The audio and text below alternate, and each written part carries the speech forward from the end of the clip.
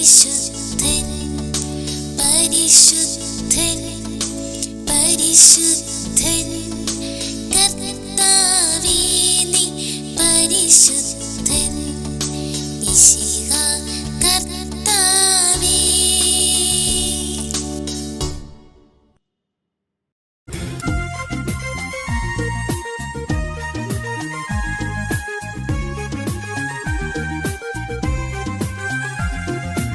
N മനോബലകങ്ങളിൽ നിന്റെ കൽപ്പനയോടെ ജീവിതമാ സീനായി മാമലയിൽ എഴുതി ചെടിയാ വളരേണമേ യഹോവേ. എൻ മനോബലകങ്ങളിൽ നിന്റെ കൽപ്പനയോടെ ജീവിതമാ സീനായി മാമലയിൽ എഴുതി ചെടിയാ വളരേണമേ യഹോവേ.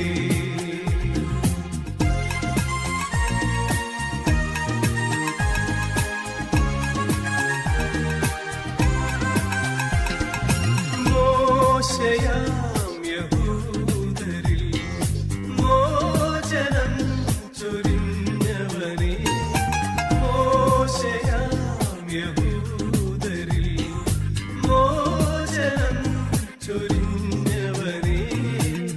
മനസ്സിലെ മരുവിരിൽ സമാഗമന കൂടാരവുമായി നിൽക്കുനിൻ മുന്നിൽ ഞാൻ. എന്റെ പാപമകറ്റണമേ. എൻ മനോബലകങ്ങളിൽ നിന്റെ കൽപ്പനയോടെ ജീവിതമാ സീനായി മാമലയിൽ എഴുതി ചെടിയാ വളരേണമേ യഹോവേ. വളരേണമേ യഹോവേ. വളരേണമേ യഹോവേ. വിശുദ്ധ മത്തായിയുടെ സുവിശേഷം 28-ാം അധ്യായം 1 മുതൽ 4 വരെയുള്ള തിരുവചനങ്ങൾ. സാബത്തിന് ശേഷം ഞായറാഴ്ച പുലർച്ചയ്ക്ക് മഗ്ദലനക്കാരി മറിയവും മറ്റേ മറിയവും കല്ലറ സന്ദർശിക്കാൻ ചെന്നു.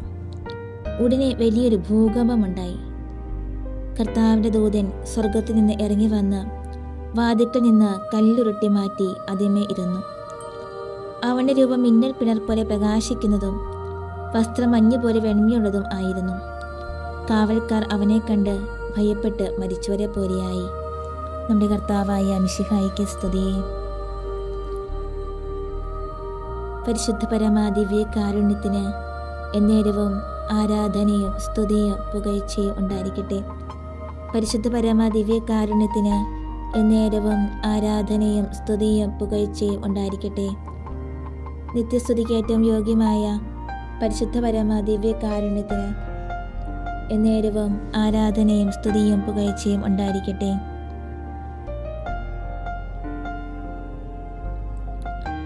നമ്മുടെ കർത്താവിൻ്റെ ആനന്ദത്തിൽ സന്തോഷിക്കാനും അവിടുത്തെ പരിശുദ്ധ ശുശ്രൂഷയിൽ ധൈര്യം കണ്ടെത്താനും ആവശ്യകമായ അനുഗ്രഹങ്ങൾ നമുക്ക് അപേക്ഷിക്കാം. ഈശോയുടെ ആത്മാവ് പാതാളത്തിൽ ഇറങ്ങിയതിനെക്കുറിച്ച് ചിന്തിക്കാം. അവിടെ തടഞ്ഞു വയ്ക്കപ്പെട്ടിരുന്ന ആത്മാക്കൾ താൽപര്യപൂർവം പ്രതീക്ഷിച്ചിരുന്ന രക്ഷകനെ കണ്ടപ്പോൾ അത്യധികമായി ആനന്ദിച്ചു. അവിടുന്ന് വന്ന് തങ്ങൾക്ക് സ്വർഗം തുറന്നു തരുന്നതിന് വേണ്ടി 100 കണക്കിന് വർഷങ്ങൾ കാത്തിരിക്കുന്നവരുണ്ടായിരുന്നു. അവരുടെ ഗണത്തിൽ പ്രതാപവാനും സൗഭാഗ്യവാനുമായ അവിടുത്തെ തിളങ്ങുന്ന ശരീരം ദർശിച്ച മാത്രയിൽ അവരുടെ വാസസ്ഥലം പറുദീസയായി മാറി. നാം നേടുന്ന യോഗ്യതയുടെ തോതനുസരിച്ച് അവിടുത്തെ തിരുമുഖം കണ്ട് ആനന്ദിക്കുന്നതിനുള്ള അനുഗ്രഹം നമുക്ക് ലഭിക്കും. നമ്മുടെ രക്ഷകന്റെ സൗഭാഗ്യത്തെക്കുറിച്ച് സന്തോഷിക്കുന്ന ഈ അവസരത്തിൽ അവിടുന്ന് തൻ്റെ വിശ്വസ്തരായ ദാസർക്ക് വാഗ്ദാനം ചെയ്തിരിക്കുന്ന സ്വർഗഭാഗ്യത്തെക്കുറിച്ച് ധ്യാനിക്കാം. നമ്മുടെ കർത്താവിൻ്റെ ദിവ്യ ശരീരത്തിൽ മുറിവുകൾ കണ്ടപ്പോൾ ആ വിശുദ്ധാത്മാക്കൾക്കുണ്ടായത് അത്ഭുതാദരങ്ങളും കൃതജ്ഞതയും എത്ര വലുതായിരുന്നുവെന്ന് ചിന്തിക്കാം. തങ്ങൾക്ക് വേണ്ടി സ്വർഗ സൗഭാഗ്യം സമ്പാദിക്കാൻ അവിടത്തേക്ക് എത്രമാത്രം സഹിക്കേണ്ടി വന്നെന്ന് അവർക്ക് വ്യക്തമായി ഗ്രഹിക്കാൻ സാധിച്ചു. അവർ അവിടത്തോട് എത്ര ഹൃദയപൂർവ്വം നന്ദി പറഞ്ഞു കാണും. തങ്ങളെ പ്രതി തന്നെ ബലിയർപ്പിച്ച അവിടുത്തെ നേർക്കുള്ള സ്നേഹത്താൽ അവരുടെ ഹൃദയങ്ങൾ ജ്വലിച്ചിട്ടുണ്ടാവും. ആ ദിവ്യ ശരീരം വീണ്ടും ജീവൻ കൈകൊണ്ടു. മുറിവുകൾ സുഖം പ്രാപിച്ചു. ആത്മാവ് അത്ഭുതാവഹമായ ആനന്ദം നുകരുന്നത് കണ്ട് അവർ എത്രയധികം സന്തോഷിച്ചു. ഈ വിചിന്തനങ്ങൾ നമ്മുടെ ഹൃദയത്തിലും ഇതുപോലുള്ള വികാരങ്ങൾ ഉണർത്തട്ടെ.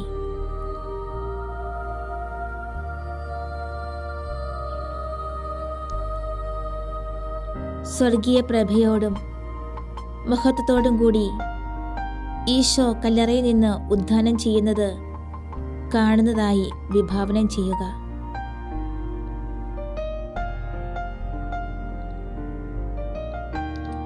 കുരിശ് വഴിയാണ് അവിടുന്ന് മഹത്വമേറിയ ഉദ്ധാനം കൈവരിച്ചതെന്നും അവിടുത്തെ കുരിശിൽ പങ്കുചേരാൻ നാം ഒരുക്കമാണെങ്കിൽ ഒരു ദിവസം നാമും അവിടുത്തോടുകൂടി മഹത്വം പ്രാപിക്കുമെന്നും ഓർക്കുക.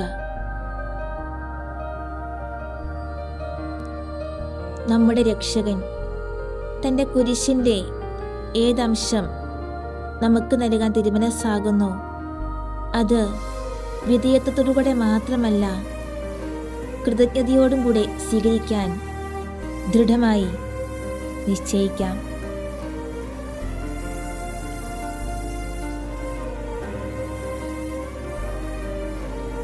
മഹത്വത്തോടും ആനന്ദത്തോടും കൂടെ പ്രഭാവലിയതിനായി ഈശോ കല്ലറയിൽ നിന്ന് ഉദ്ധാനം ചെയ്യുന്നത് കാണുന്നതായി സങ്കല്പിക്കാം.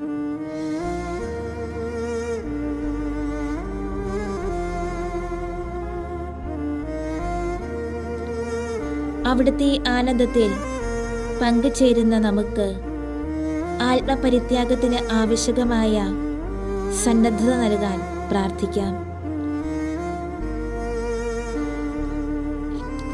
തൻ്റെ സ്വർഗീയ പിതാവിനെ മഹത്വപ്പെടുത്തുന്നതിനായി ഈശോ 33 വർഷം ദരിദ്രവും ക്ലേശപൂർണവുമായ ജീവിതം നയിച്ചുവെന്ന് ചിന്തിക്കാം.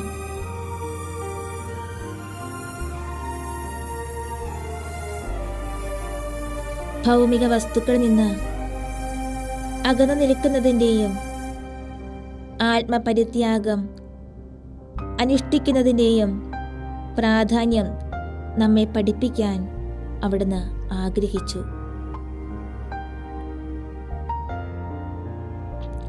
ഇപ്പോൾ സ്വർഗം അവിടുത്തെ ഭവനവും അതിലെ നിക്ഷേപങ്ങളെല്ലാം അവിടുത്തെ സ്വന്തവുമായിരിക്കുന്നു.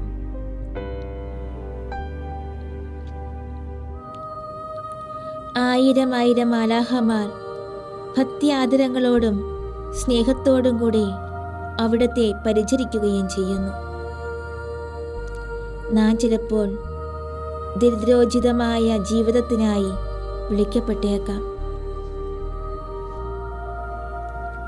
ധനം നൽകുന്ന സൗകര്യങ്ങളില്ലാതെ കഴിച്ചുകൂട്ടേണ്ടി വന്നേക്കാം.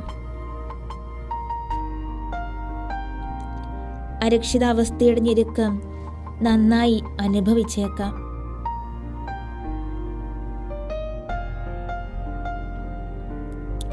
ഇവയെല്ലാം നമുക്ക് വേണ്ടി അഗതിയായി തീർന്ന രക്ഷകനെ പ്രതി ആശ്ലേഷിക്കുന്നെങ്കിൽ ഒരു ദിവസം നമുക്കും അതിൻ്റെ പ്രതിഫലം ലഭിക്കും.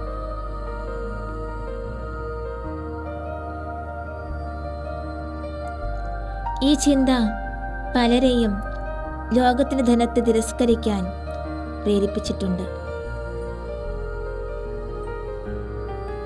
ഇവ നശ്വരമായ ലോകവസ്തുക്കളിൽ നിന്ന് നമ്മുടെ ഹൃദയത്തെ അകറ്റാനും നശിച്ചു പോകാത്ത സ്വർഗീയ നിക്ഷേപങ്ങളിൽ അർപ്പിക്കാനും നമ്മെ സഹായിക്കട്ടെ.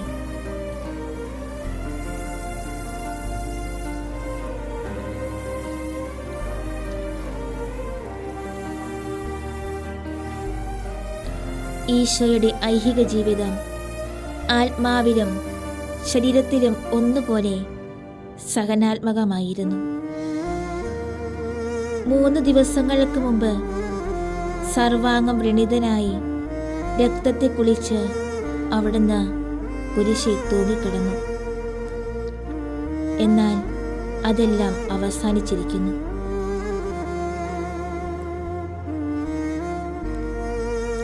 ഇപ്പോൾ അവിടുത്തെ ആത്മാവിൽ ആനന്ദം കരകവിഞ്ഞൊഴുകുകയാണ്.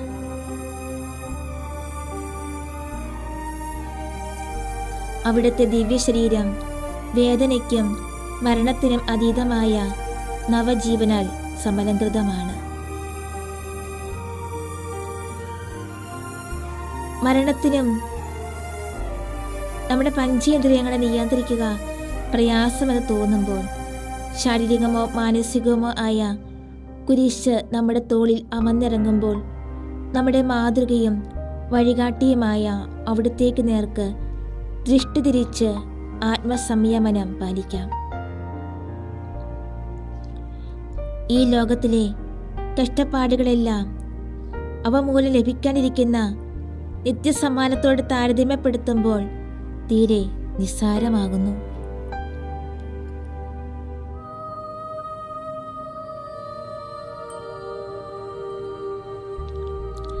നമ്മുടെ കർത്താവിൻ്റെ ജീവിതവും മരണവും തൻ്റെ സ്വർഗീയ പിതാവിൻ്റെ മഹത്വത്തിനായി അവിടുന്ന് സോമനസ്സ സ്വീകരിച്ച അപമാനങ്ങളുടെ ഒരു പരമ്പര തന്നെ ആയിരുന്നു. എന്നാൽ ഇപ്പോൾ അവിടുത്തെ വിജയഹർഷവും പ്രതാപമഹിമയും എത്ര വലുതാണ്! വിനയത്തെ ദൈവം എത്രയധികം സ്നേഹിക്കുന്നെന്നും തനിക്ക് വേണ്ടി സഹിക്കുന്ന അപമാനങ്ങൾക്ക് എത്ര വലിയ പ്രതിസമ്മാനം അവിടെ നൽകുമെന്നും ധരിച്ചിരുന്നെങ്കിൽ നാം എത്ര താല്പര്യത്തോടെ ആ ഉത്കൃഷ്ട സുഹൃതം അഭ്യസിക്കുകയും നമ്മുടെ ദിവ്യ ഗുരുവിനോട് സാദൃശ്യം പ്രാപിക്കുവാൻ യത്നിക്കുകയും ചെയ്യുമായിരുന്നു.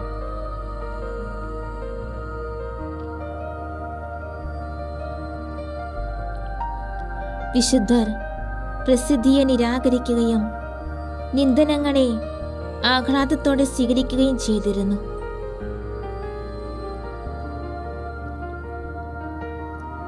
അനന്തവിജ്ഞാനമായ അവിടുത്തെ തങ്ങളുടെ വഴികാട്ടിയായി സ്വീകരിച്ച അവർ എത്ര ബുദ്ധിശാലികളാണ്!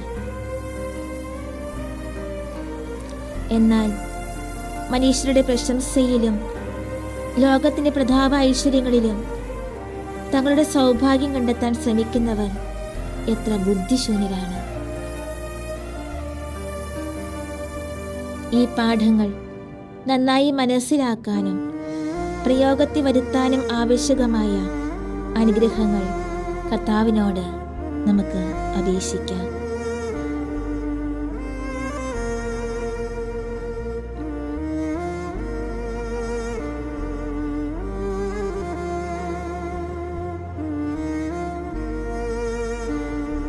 ഈശോ തൻ്റെ ഉദ്ധാനശേഷവും തൻ്റെ കൈകാലുകളിലെയും മാറിലെയും മുറിവുകൾ മായാതെ സൂക്ഷിച്ചിരുന്നു.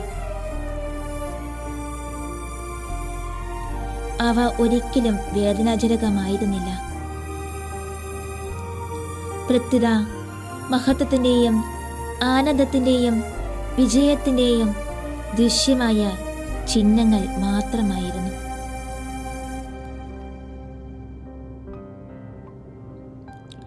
അവിടുത്തെ ശുശ്രൂഷയിൽ ഔദാര്യവാനായിരിക്കാൻ ആവശ്യകമായ അനുഗ്രഹം നമുക്ക് അപേക്ഷിക്കാം.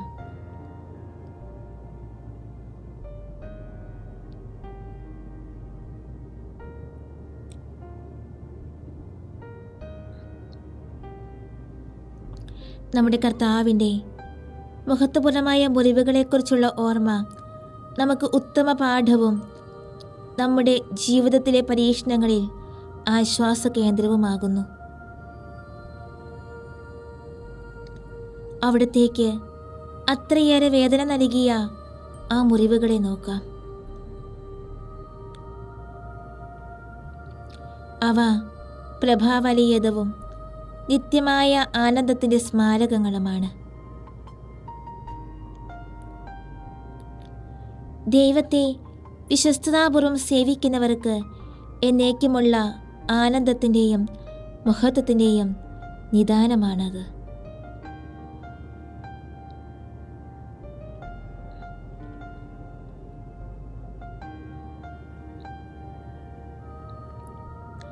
മഹത്വപൂർണമായ ആ മുറിവുകൾ സ്വർഗത്തേക്കുള്ള വിശുദ്ധരുടെ ഹൃദയങ്ങളെയും കൃതജ്ഞതയാലും പ്രോജ്വലിപ്പിക്കും. തങ്ങൾക്ക് ലഭിച്ചിരുന്ന ആനന്ദം നേടിയെടുക്കാൻ അവിടുന്ന് സഹിച്ചതെല്ലാം അവർ എപ്പോഴും അനുസ്മരിക്കും. അവരെ ചിലർ വലിയ പാപികളായിരുന്നു. നമ്മുടെ കർത്താവിൻ്റെ മുറിവുകളിലെ രക്തമാണ് അവരുടെ പാപങ്ങൾ കഴുകിക്കളഞ്ഞത്.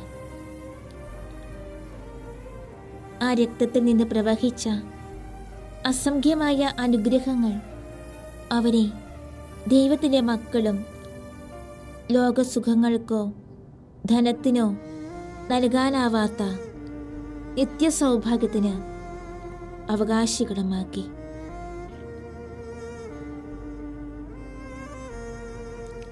ആ മുറിവുകൾ ഇപ്പോഴും നമ്മിൽ അനേക വികാരങ്ങൾ ഉണർത്തുന്നില്ലേ?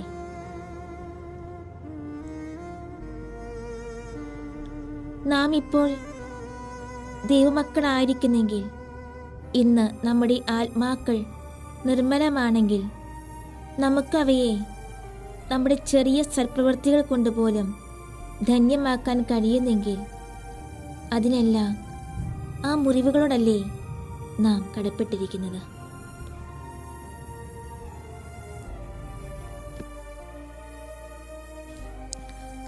ഈശോയുടെ ഈ തിരുമുറിവുകൾ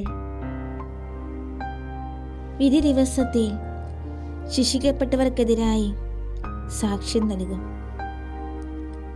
അവരെ ഈ മുറിവുകൾ കാണിച്ചുകൊണ്ട് അവിടുന്ന് പറയും, ഞാൻ നിങ്ങൾക്ക് വേണ്ടി എത്രമാത്രം സഹിച്ചു, എന്നാൽ എന്തു പ്രതിസ്നേഹമാണ് നിങ്ങൾ എനിക്ക് നൽകിയത്.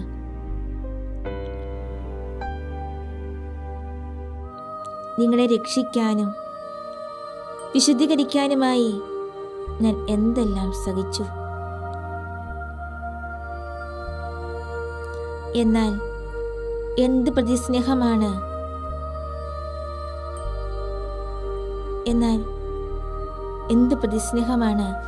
നിങ്ങൾ എനിക്ക് നൽകിയത്. ഞാൻ നിങ്ങൾക്ക് വേണ്ടി സഹിച്ചു, എന്നാൽ ചെറിയ പ്രയാസം പോലും അസഹ്യമായി നിങ്ങൾ കരുതിയില്ലേ?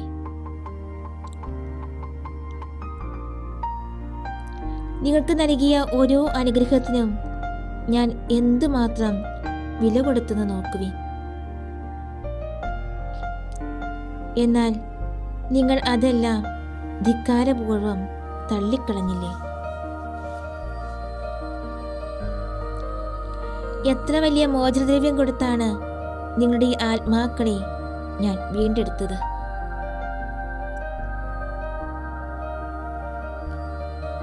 എന്നാൽ ഏറ്റവും നിസ്സാരമായ ലാഭത്തെയോ സുഖത്തെയോ കരുതി നിങ്ങൾ എൻ്റെ ഔദാര്യത്തെ നിഷ്ഫലമാക്കിയില്ലേ?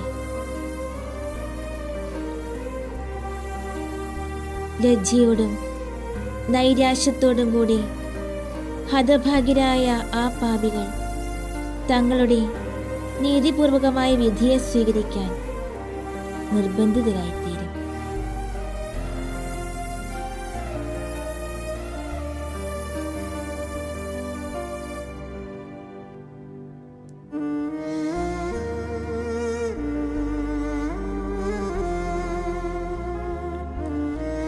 ഈശോയുടെ സംസാരത്തിന് ശേഷം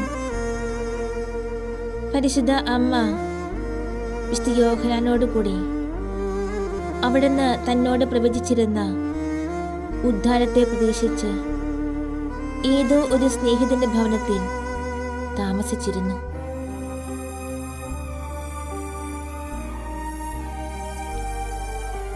പുത്രനും മാതാവും തമ്മിൽ നടക്കുന്ന കൂടിക്കാഴ്ച നമുക്ക് വിഭാവനം ചെയ്യാം.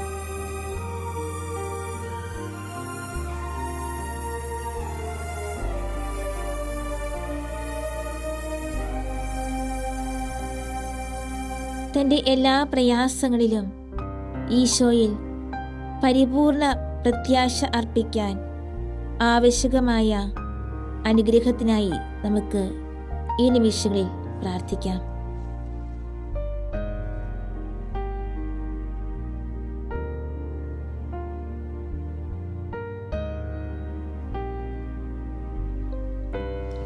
ദൈവത്തിലുള്ള അചഞ്ചലമായ പ്രത്യാശയുടെ എത്ര മനോഹരമായ മാതൃകയാണ് പരിശുദ്ധ അമ്മ നമുക്ക് നൽകുന്നതെന്ന് നമുക്ക് മനസ്സിലാക്കാം. മാനുഷികമായി ചിന്തിച്ചാൽ കുരിശുമരണത്തോടെ എല്ലാം അവസാനിച്ചതായി തോന്നും. ഈശോ മരിച്ച് സംസ്കരിക്കപ്പെട്ടു. അവിടുത്തെ സൽകീർത്തി എന്നേക്കുമായി നഷ്ടപ്പെട്ടു.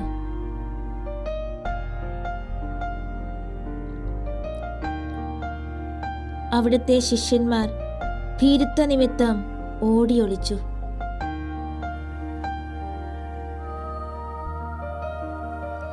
എന്നാൽ പരിശുദ്ധ അമ്മ തന്റെ പ്രത്യാശയിൽ അചഞ്ചലയായിരിക്കുന്നു.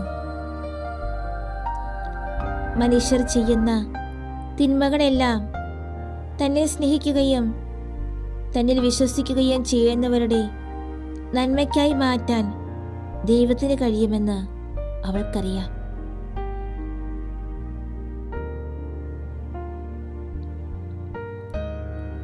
ഈശോ ദൈവപുത്രനാണെന്നും അവിടുന്ന് പ്രവചിച്ചതെല്ലാം സംഭവിക്കുമെന്നും അവൾ ഗ്രഹിച്ചിരുന്നു. തൻ്റെ തിരുക്കുമാരൻ്റെ പീഡാസഹനങ്ങളുടെ സ്മരണയാൽ അവളുടെ ഹൃദയം പര്യാകുലമാണെങ്കിലും അവൾ അസ്വസ്ഥയോ ഭഗ്നാശയോ അല്ല.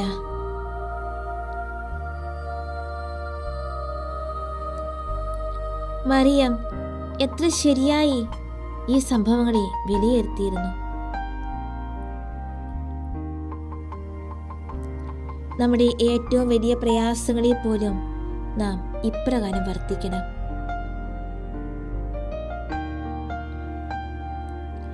ദൈവം ഇവയെല്ലാം എങ്ങനെ അനുവദിച്ചു എന്ന് ഗ്രഹിക്കാൻ നമുക്ക് സാധിക്കുകയില്ല. എങ്ങനെ കലാശിക്കുമെന്നും അറിഞ്ഞുകൂടാ. എങ്കിലും ദൈവത്തിലെ പ്രത്യാശയിൽ അചഞ്ചലരായിരുന്നാൽ നമ്മുടെ പ്രത്യാശയ്ക്ക് പ്രതിസമ്മാനം ലഭിക്കാതിരിക്കുകയില്ല.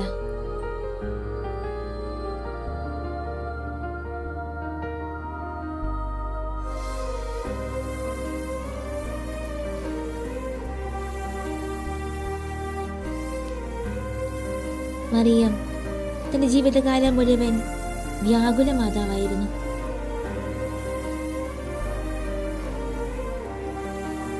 തന്റെ ദിവ്യസുതന്റെ പീഡാസഹനവും മരണവും സദാ അവളുടെ കൺമുൻപിലുണ്ടായിരുന്നു. കുരിശിൻ ചുവട്ടിൽ അവൾ അവർണ്ണനീയമായ വേദന അനുഭവിച്ചു.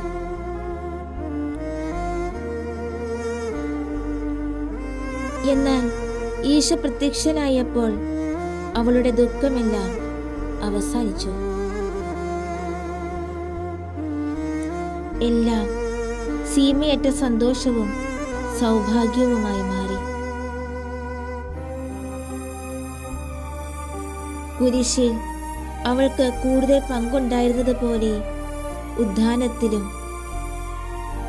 അവൾക്ക് കൂടുതൽ ആനന്ദമുണ്ടായി.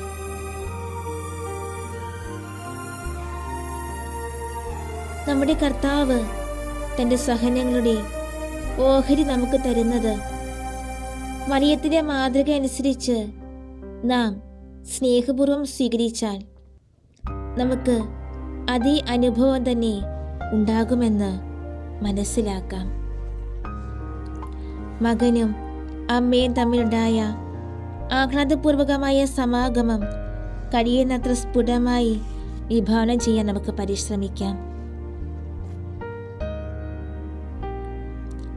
അവരെ സൂക്ഷിച്ചു വീക്ഷിക്കുകയും അവരുടെ സഹനങ്ങൾക്കെല്ലാം പ്രതിഫലം അവർക്ക് ലഭിച്ചതിനാൽ അവരോടൊന്നിച്ച് ആഹ്ലാദിക്കുകയും ചെയ്യാം.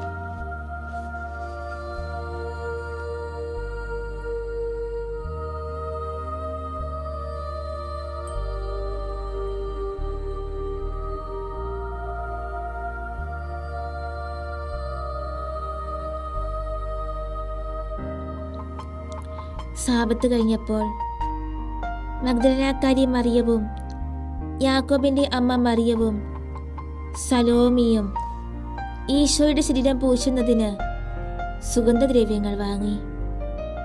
ആഴ്ചയുടെ 1-ാം ദിവസം അതിരാവിലെ സൂര്യൻ ഉദിച്ചപ്പോൾ തന്നെ അവർ കല്ലറയെങ്കിലേക്ക് പോയി.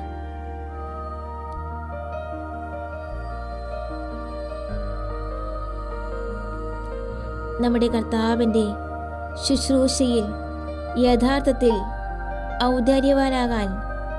ഔദാര്യവതിയാകുവാൻ ആവശ്യമായ അനുഗ്രഹം നമുക്ക് ഈ നിമിഷങ്ങളിൽ അപേക്ഷിക്കാം.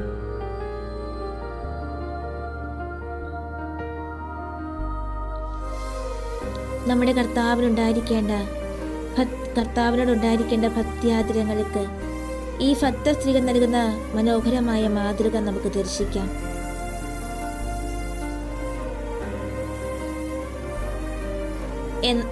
എല്ലാവരും അവിടുത്തെ ഉപേക്ഷിച്ചു പോയപ്പോൾ അവർ വിശ്വസ്തരായി നിൽക്കുകയും കാൽവരിയിലേക്ക് അവിടുത്തെ അനുഗമിക്കുകയും ചെയ്തു. അവിടുന്ന് സംസ്കരിക്കപ്പെട്ടു കഴിഞ്ഞു. എങ്കിലും അവിടത്തേക്ക് തങ്ങളാൽ പാടുള്ള ബഹുമാനാദരങ്ങൾ നൽകാൻ അവർ ആഗ്രഹിച്ചു. അവിടുത്തെ ദിവ്യ ശരീരം പൂശുന്നതിനായി അവർ വാങ്ങിച്ച വിലയേറിയ സുഗന്ധദ്രവ്യങ്ങൾ രാത്രിയിൽ അവർ തയ്യാറാക്കുകയും സൂര്യൻ ഉദിക്കുന്നതിന് മുൻപ് തന്നെ കല്ലറയിലേക്ക് യാത്ര തിരിക്കുകയും ചെയ്തു.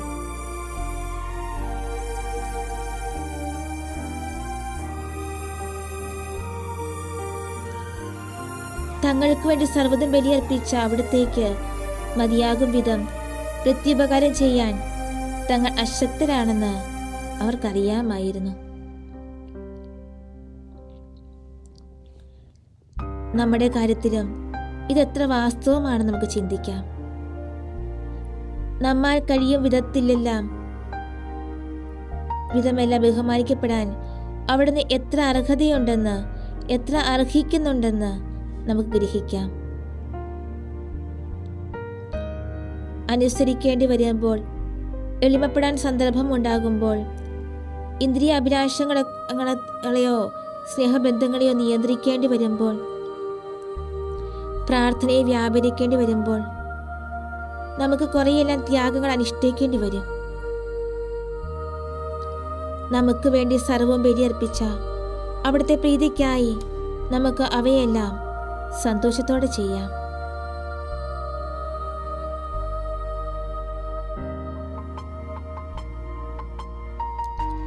ആ 10 സ്ത്രീകൾക്ക് ഇത്ര വലിയ ബുദ്ധിമുട്ടുകളും പണച്ചെലവും ഒഴിവാക്കാൻ തക്ക ന്യായങ്ങൾ എളുപ്പം കണ്ടുപിടിക്കാമായിരുന്നു എന്നതിനെക്കുറിച്ച് ചിന്തിക്കാം. ജോസഫും നിക്കോദേമോസും വേണ്ടതൊക്കെ ചെയ്തിട്ടുണ്ടല്ലോ പിന്നെ ഞങ്ങൾ എന്തിന് ഇടപെടണം? അഥവാ ഇതൊക്കെ ശിഷ്യന്മാരുടെ കർത്തവ്യങ്ങളല്ലേ എന്നൊക്കെ അവർക്ക് വിചാരിക്കാമായിരുന്നു. എന്നാൽ നേരെ മറിച്ചായിരുന്നു അവരുടെ ചിന്താഗതി. തങ്ങളുടെ ജോലി, സ്നേഹത്തിന്റെ സേവനവും തങ്ങൾക്ക് ലഭിച്ചിരിക്കുന്ന അസുലഭ ബഹുമതിയുമായി അവർ കരുതി. അങ്ങനെയെങ്കിൽ ദൈവത്തിന് പ്രീതിജനകമെന്ന് നമുക്കറിയാവുന്ന കാര്യങ്ങളിൽ ഒരു കഴിവ് നേടുന്ന നമ്മെ എങ്ങനെ ന്യായീകരിക്കാൻ സാധിക്കും? നമ്മുടെ ന്യായവാദങ്ങൾ ഇങ്ങനെ പോകുന്നു: ഇതൊന്നും അത്ര അത്യാവശ്യകമായ കാര്യമല്ല, ഇത് ചെയ്യാതിരുന്നാൽ പാപമൊന്നും ചെയ്യുന്നില്ല, മറ്റാർക്ക് വേണമെങ്കിലും ഇതൊക്കെ ചെയ്യാം, അവർ ചെയ്യുന്നില്ലെങ്കിൽ ഞാൻ എന്തിനു ചെയ്യണം? കർത്താവിനെ സ്നേഹിക്കാത്തതിനാലാണ് നാം ഇപ്രകാരം ന്യായവാദം ചെയ്യുന്നത്.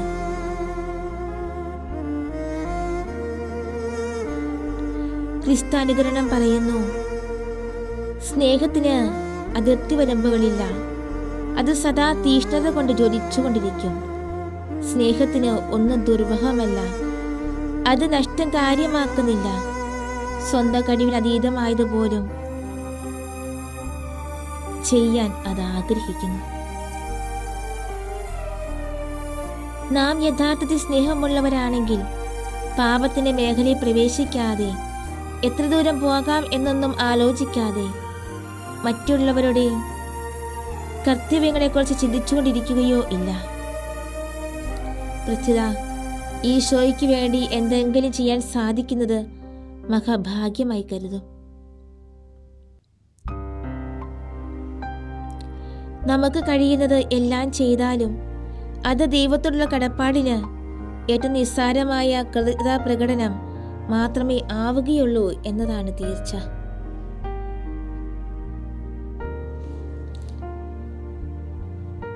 വീണ്ടും നമ്മൾ വചനത്തിൽ വായിക്കുന്നു, പോകും വഴി അവർ പരസ്പരം പറഞ്ഞു, ആരാണ് നമുക്ക് കല്ലറയുടെ വാതിൽക്കൽ നിന്ന് കല്ല് ഉരുട്ടി മാറ്റിത്തരിക? എന്നാൽ അവർ നോക്കിയപ്പോൾ കല്ല് ഉരുട്ടി മാറ്റിയിരിക്കുന്നതായി കണ്ടു. ആ കല്ല് വളരെ വലുതായിരുന്നു. അവർ കല്ലറയിൽ കടന്നപ്പോൾ ശുഭ്രവസ്ത്രധാരിയായ ഒരു യുവാവ് വലതുവശത്തിരിക്കുന്നത് കണ്ട് അവർ പരിഭ്രമിച്ചു. അയാൾ അവരോട് പറഞ്ഞു, നിങ്ങൾ ഭയപ്പെടേണ്ട, ക്രൂശിതനായ നസ്രായൻ ഈശോയെ നിങ്ങൾ അന്വേഷിക്കുന്നു. അവൻ ഉയർത്തെഴുന്നേറ്റിരിക്കുന്നു. അവൻ ഇവിടെയില്ല. ഇതാ അവനെ വെച്ച സ്ഥലം.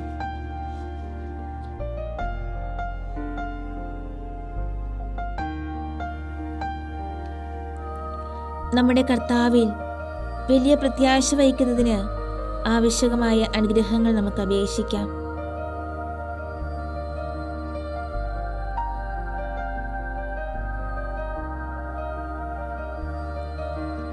ഈ 10 സ്ത്രീകൾ ദൈവത്തിൽ അർപ്പിക്കുന്ന വലിയ പ്രത്യാശ ശ്രദ്ധിക്കാം. കല്ലറയെ മൂടിയിരിക്കുന്ന കല്ല് തങ്ങൾക്ക് തനിയെ മാറ്റാൻ സാധിക്കുകയില്ലെന്നും, പുരോഹിത ശ്രേഷ്ഠന്മാർ കല്ലറയ്ക്ക് മുദ്ര വെച്ചിട്ടുണ്ടെന്നും കാവൽക്കാരെ ഏർപ്പെടുത്തിയിട്ടുണ്ടെന്നും അവർ അറിഞ്ഞിരുന്നു. എന്നാൽ അതൊന്നും അവരെ തടയുന്നില്ല. ദൈവത്തിന് വേണ്ടിയുള്ള ജോലിയിലാണ് തങ്ങൾ ഏർപ്പെട്ടിരിക്കുന്നതെന്നും അവിടുന്ന് തങ്ങളെ സഹായിക്കുമെന്നും അവർ വിശ്വസിച്ചു.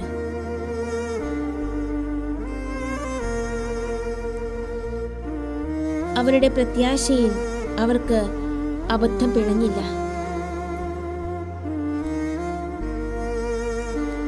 ഒരു മാലാഹ കല്ല് മാറ്റിയിരുന്നതും മുദ്ര പൊട്ടിച്ചിരിക്കുന്നതും കാവൽക്കാർ സ്ഥലം വിട്ടിരിക്കുന്നതും അവർ കണ്ടു.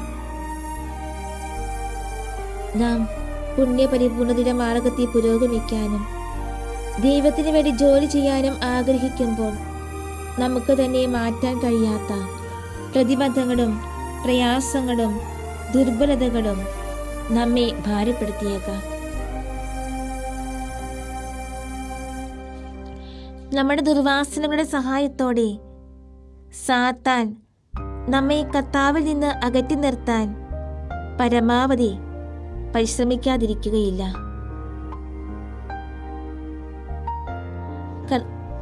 എന്നാൽ നാം എന്തിന് നിരാശരാകണം? ആത്മവിശുദ്ധീകരണത്തിനുള്ള നമ്മുടെ ജോലി ദൈവസ്തുതിക്കായുള്ളതല്ലേ? അവിടുന്ന് അത് വളരെ താല്പര്യപൂർവ്വം ആഗ്രഹിക്കുന്നില്ലേ? ആ തടസ്സങ്ങൾ മാറ്റാൻ അവിടത്തേക്ക് ശക്തിയില്ലേ?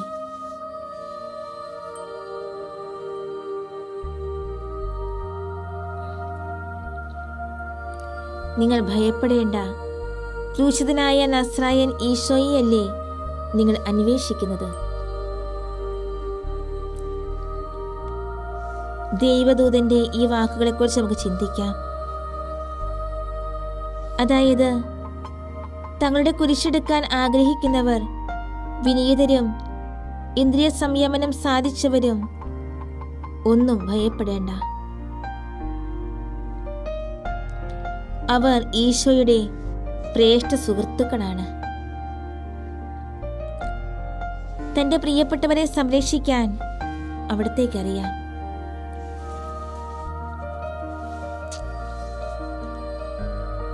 ഈ വിചാരം നിന്നിൽ വിനയവും ആത്മസംയമനവും അഭ്യസിക്കാനുള്ള തീവ്രമായ ആഗ്രഹം ഉദിപ്പിക്കട്ടെ. തൽഫലമായി നിത്യസൗഭാഗ്യം ആസ്വദിക്കുന്നതുവരെ ദൈവപരിപാലനയുടെ സംരക്ഷണം നമുക്ക് ലഭിക്കും. അത് ഉറപ്പുള്ള നിശ്ചയമുള്ള കാര്യമാണ്.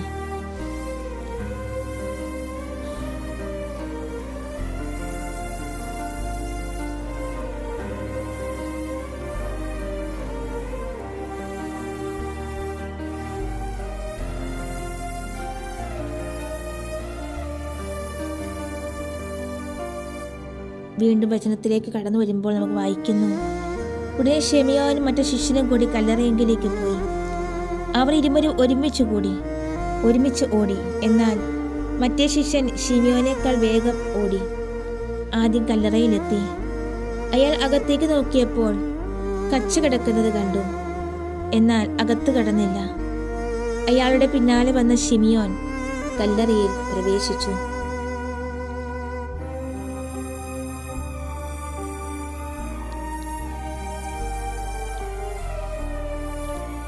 ദൈവ ശുശ്രൂഷയിൽ തീഷ്ണതയുണ്ടാകാൻ ആവശ്യമായ അനുഗ്രഹം നമുക്ക് പ്രാർത്ഥിക്കാം.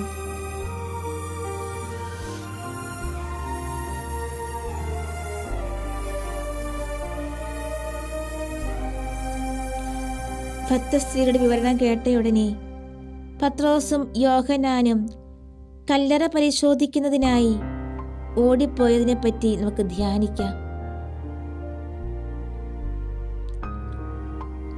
മറ്റുള്ളവരുടെ വിശ്വാസരാഹിത്യവും ഉദാസീനതയും തങ്ങളെ സ്വാധീനിക്കാൻ അവർ അനുവദിച്ചില്ല.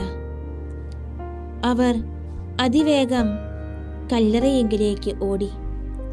ഇതുപോലെ നമ്മെ ചിലർ ദൈവം തങ്ങളിൽ നിന്ന് ആവശ്യപ്പെടുന്നത് എന്താണെന്ന് വിസ്മരിച്ചിട്ട് ദൈവശുശ്രൂഷയിൽ അശ്രദ്ധരും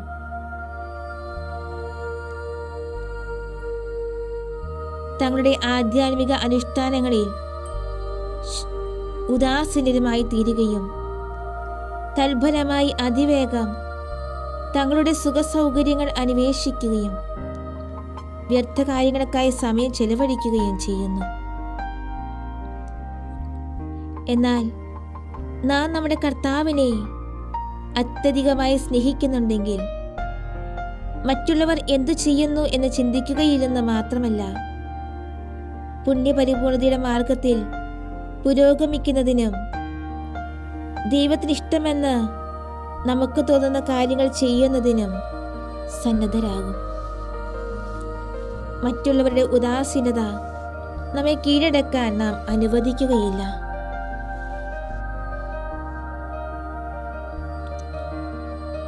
ആ രണ്ട് സ്ത്രീഹന്മാർ കല്ലറയെങ്കിലേക്ക് ഓടുന്നത് ശ്രദ്ധിക്കുക.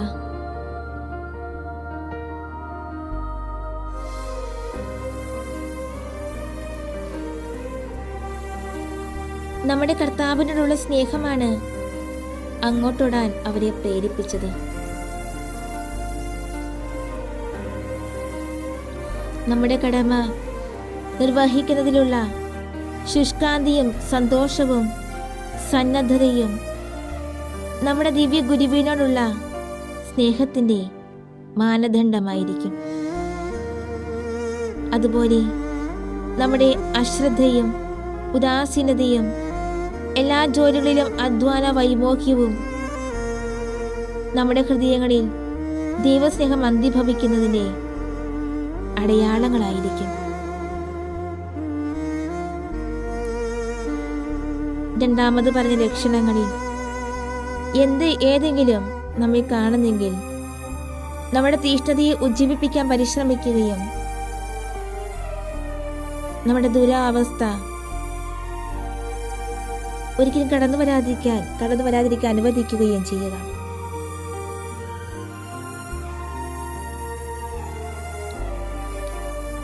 യോഹന്നാൻ ആദ്യം കല്ലറയുടെ അടുക്ക ചെന്നെങ്കിലും പത്രോസ് വരുന്നതുവരെ കാത്തു നിന്നത് ശ്രദ്ധിക്കുക.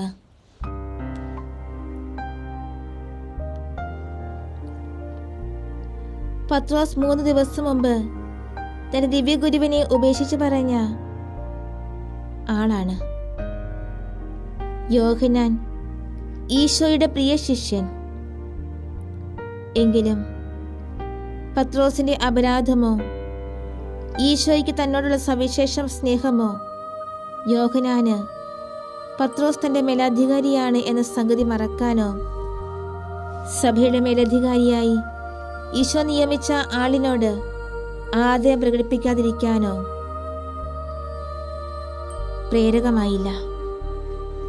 വിശുദ്ധ യോഹന്നാൻ നൽകുന്ന മാതൃക നമുക്ക് ദർശിക്കാം. നമ്മുടെ അധികാരികൾക്ക് ദൈവം നൽകിയിരിക്കുന്ന അധികാരത്തെ അംഗീകരിക്കാൻ വൈമനസ്യം പ്രദർശിപ്പിക്കാതിരിക്കാം. ചിലപ്പോൾ നീ അവരെ കുറ്റങ്ങൾ കണ്ടേക്കാം. അപ്പോൾ നമ്മളെക്കാൾ യോഗ്യത കുറഞ്ഞവരായിരിക്കാം അവരെല്ലാം.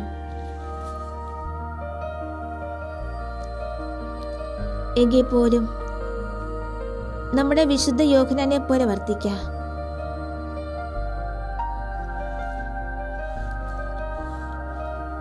അങ്ങനെ നമ്മുടെ അനുസരണവും വിനീത വിധേയത്വവും ദൈവത്തോടുള്ള സ്നേഹബഹുമാനങ്ങളുടെ പ്രകാശനമാകട്ടെ.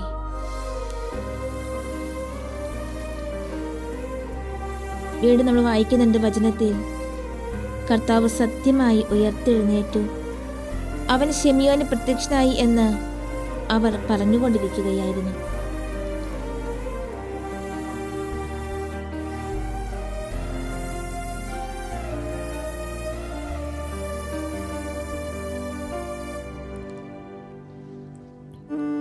ഈശോയെ കൂടുതൽ അടുത്തറിയുന്നതിനും അവിടുത്തെ കൂടുതൽ സ്നേഹിക്കുന്നതിനും ആവശ്യമായ അനുഗ്രഹങ്ങൾ നമുക്ക് അപേക്ഷിക്കാം.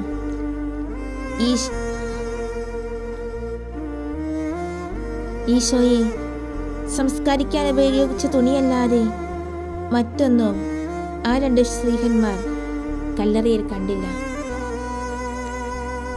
അവർ ഉടനെ തങ്ങളുടെ വീടുകളിലേക്ക് മടങ്ങിപ്പോയി. സംഭവിച്ചതിനെപ്പറ്റി പത്രോസ് അത്ഭുതപ്പെട്ടുകൊണ്ടിരിക്കുമ്പോൾ ഈശോ അദ്ദേഹത്തിന് പ്രത്യക്ഷനായി.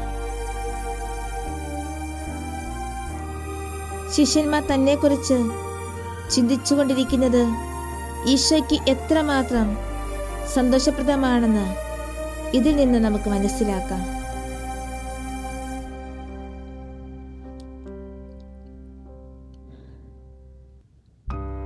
അവിടുന്ന് നമുക്ക് വേണ്ടി ചെയ്തിട്ടുള്ളവയെ, നമുക്ക് വേണ്ടി സഹിച്ചവയെ, നമ്മോട് പ്രദർശിപ്പിക്കുന്ന സ്നേഹത്തെ, അവിടുന്ന് നൽകിയിട്ടുള്ള മനോഹരമായ മാതൃകകളെ കൃതജ്ഞത നിർഭരമായ ഹൃദയത്തോടെ അനുസ്മരിച്ചാൽ അവിടുത്തോടുകൂടി അവിടുന്ന് തന്നെ നമുക്ക് കൂടുതൽ വെളിപ്പെടുത്തി തരും. അവിടുന്നിലേക്ക് നമ്മെ സദാ ആകർഷിച്ചുകൊണ്ടിരിക്കുന്ന ഈ അനുസ്മരണം നമ്മുടെ വിശുദ്ധീകരണത്തിന് മാർഗമായി ഭവിക്കും.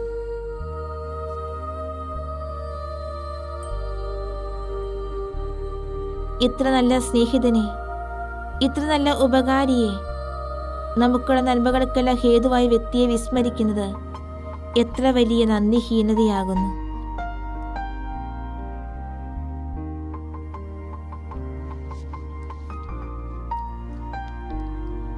പത്രോസ് തന്റെ ദിവ്യഗുരുവിനെ തള്ളിപ്പറഞ്ഞെങ്കിലും അദ്ദേഹത്തിനാണ് സ്ത്രീഹന്മാരെ വെച്ച് ആദ്യമായി ഈശോ പ്രത്യക്ഷനാകുന്നത്. അദ്ദേഹം യഥാർത്ഥമായി അനുദപിക്കുകയും അവിടുത്തെ പരിശുദ്ധ ഹൃദയത്തിന്റെ അനന്ത കാരുണ്യത്തിൽ തന്റെ പ്രത്യാശ മുഴുവൻ സമർപ്പിക്കുകയും ചെയ്തു.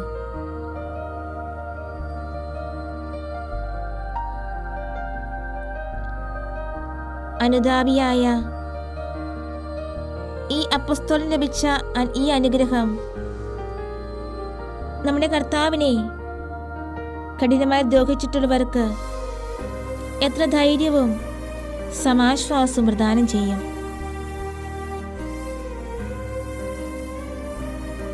യഥാർത്ഥമായി അനുദപിക്കുന്നതും വിനയമുള്ളതുമായ ആത്മാവിനെ ദൈവം ഒരിക്കൽ നിരസിക്കുകയില്ലെന്ന് മാത്രമല്ല, അതിനെ സവിശേഷ ദാനങ്ങൾ കൊണ്ട് അലങ്കരിക്കുകയും ചെയ്യുമെന്ന് ഈ സംഭവം നമുക്ക് മനസ്സിലാക്കി തരുന്നു.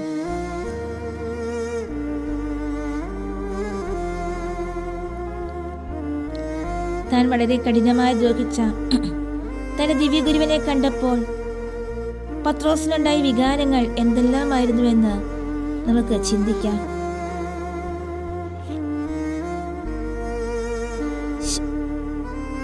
ശാസനയുടെ ഒരു വാക്കുപോലും പറയാതെ എത്ര സ്നേഹപൂർവമാണ് ഈശോ അദ്ദേഹത്തോട് പെരുമാറിയതെന്ന് ചിന്തിക്കാം.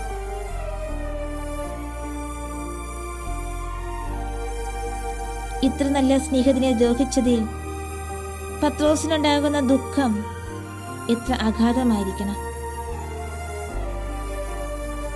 ഇത്ര വലിയ കാരുണ്യത്തിന് എത്രമാത്രം കൃതജ്ഞത അദ്ദേഹത്തിന് തോന്നിയിരിക്കണം. എത്ര വലിയ വിനയത്തോടെ അദ്ദേഹം ഈശോയുടെ കാൽക്കൽ സാഷ്ടാംഗം പ്രണമിച്ചിരിക്കും.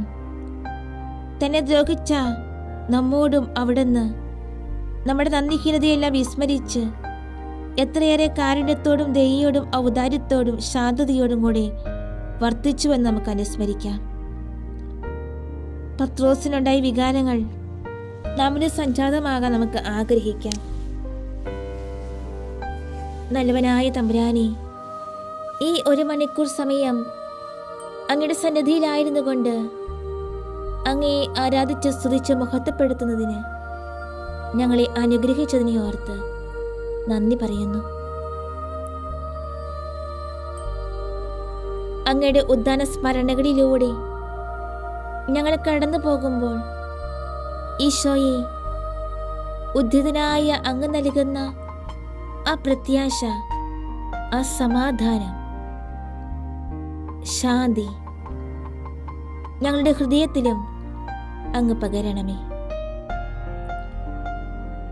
ഈശോയെ, ഞങ്ങൾ ബലഹീനരാണ്. അങ്ങയുടെ മുമ്പിലായിരിക്കുമ്പോൾ ഞങ്ങളുടെ പ്രാർത്ഥനാ സഹായം ആവശ്യപ്പെട്ടിരിക്കുന്നവര്, ഞങ്ങളുടെ പ്രാർത്ഥന ആവശ്യമായിരിക്കുന്നവര്, ഞങ്ങൾ പ്രാർത്ഥിക്കാൻ കടപ്പെട്ടിരിക്കുന്ന ജീവിതങ്ങള് എല്ലാവരെയും ഈശോയെ അങ്ങേ സമർപ്പിച്ച് ഞങ്ങൾ പ്രാർത്ഥിക്കുന്നു.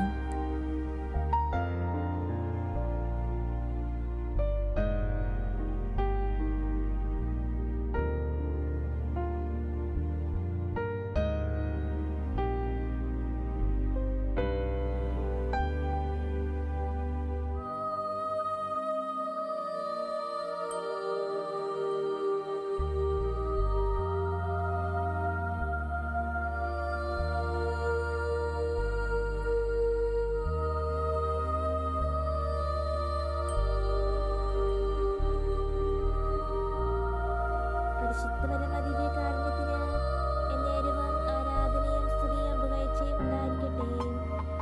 പരമദിവ്യകാരുണ്യത്തിന് എന്നേരവും ആരാധനയും സ്തുതിയും പുകഴ്ചയും ഉണ്ടായിരിക്കട്ടെ. പരിശുദ്ധ പരമദിവ്യകാരുണ്യത്തിന് എന്നേരവും ആരാധനയും സ്തുതിയും പുകഴ്ചയും ഉണ്ടായിരിക്കട്ടെ.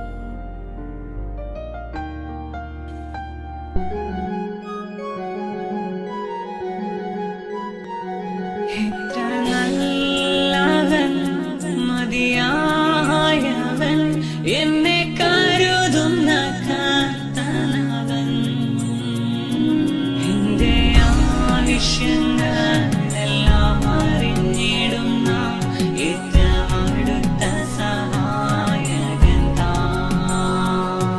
ദൈവകൃപയിൽ ഞാൻ ആശ്രയിച്ച് വഴികളെ ഞാൻ അറിഞ്ഞ് അനുഗമിച്ചിടും അവനുടെ ചുവടുകളെ അനുഗമിച്ചിടും അവനുടെ ചുവടുകളെ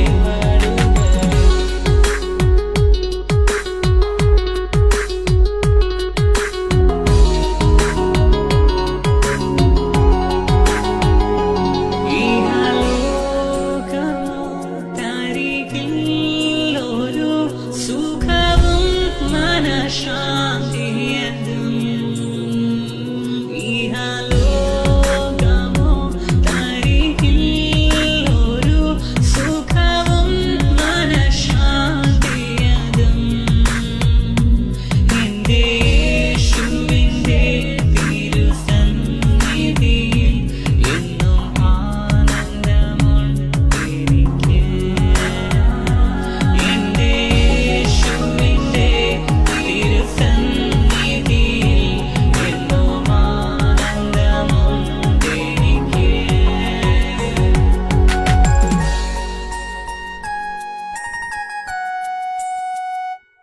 അവൻ വഴികളെ ഞാൻ അനുഗമിച്ചിടും അവനുടെ ചുവടുകളെ അനുഗമിച്ചിടും അവനുടെ ചുവടുകളെ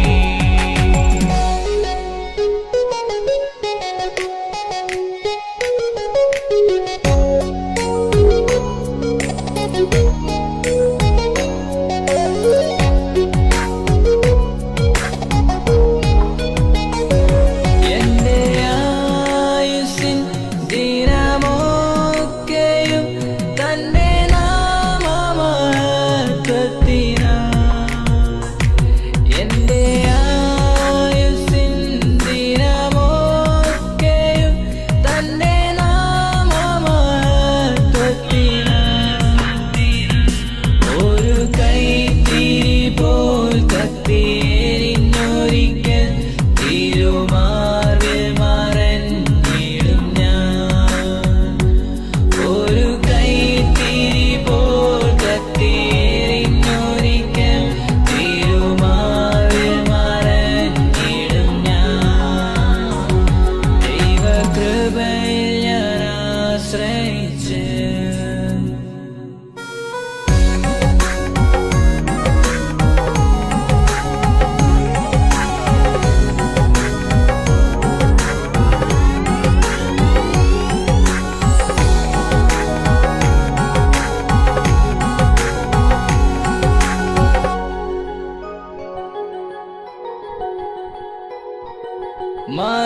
മനോവേദന പല